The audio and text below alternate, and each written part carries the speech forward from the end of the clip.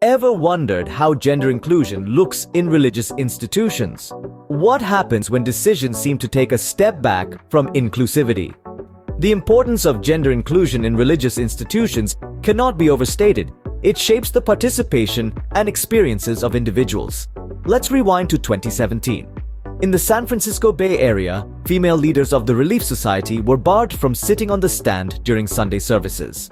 This incident sparked a heated debate about women's roles and visibility in religious institutions, especially in the Church of Jesus Christ of Latter-day Saints.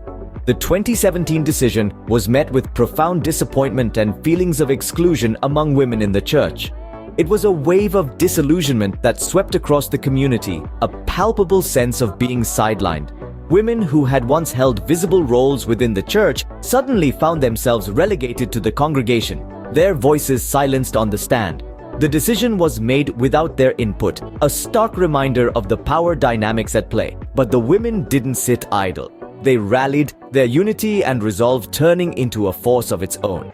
A letter-writing campaign was launched, a flood of ink and paper directed towards the church headquarters. Their words, laden with their disappointment and pleas for inclusion, filled the envelopes that were dispatched in droves. Alongside this, they voiced their concerns to local leaders. Conversations were initiated, dialogue started, the issue of their exclusion brought to the forefront.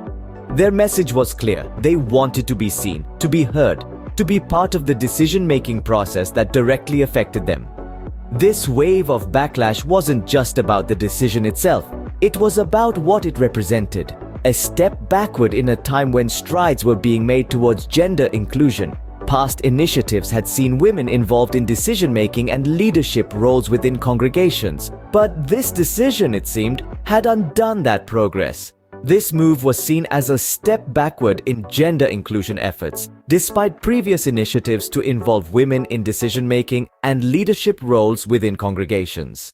The incident served to highlight the ongoing tensions surrounding women's roles and visibility within the church. It's a complex issue, a tug-of-war between tradition and progress.